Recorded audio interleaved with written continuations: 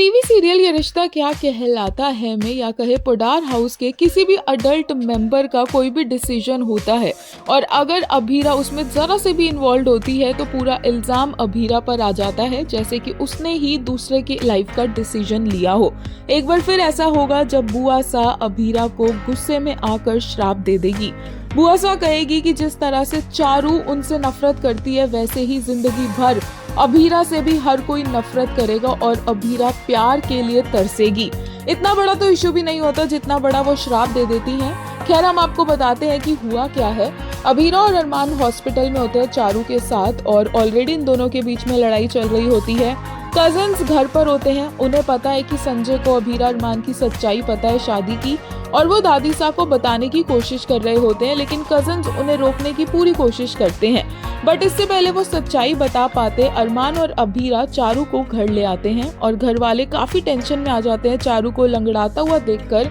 और फिर अभीरा बताती है कि चारू सड़क पर चल रही थी और वो अचानक से गिर गई, जिस वजह से उसे चोट लग गई है। चारू को गले लगाती है उसकी माँ और बोलती है कि अच्छा हुआ वो ठीक है, लेकिन चारू इतने गुस्से में होती है देव से फाइट के बाद कि वो अपनी माँ को धक्का दे देती है और सब पर चिल्लाती है और कहती है कि वो सबसे नफरत करती है क्योंकि कोई उसका साथ नहीं दे रहा है और वो नहीं चाहती है कि कोई भी उसके नजदीक आए, और अपनी माँ पापा से ऐसे बात करके वो वहाँ से चली जाती है। अब इसका पूरा का पूरा गुस्सा बुआ सा निकालती है अभीरा पर और हर चीज के लिए अभीरा पर इल्जाम डाल देती है, जैसे कि अभीरा ने ही चारू को फोर्स किया हो देव से प्यार करने के लिए, अभीरा ने ही चारू को फोर्स किया हो कि वो अपने माँ बाप से ऐसे बात करे। लेकिन जो भी हो, बुआ सा अभीरा को सबके सामने श्राप देती है कि उसे कभी प्यार नहीं मिलेगा और हर कोई वहाँ पर चुपचाप खड़ा होकर ये तमाशा देखता रहता है। और ये तो तमाशे की शुरुआत है, क्योंकि इसके बाद संजय रिवील करेगा कि अभीरा और अरमान तो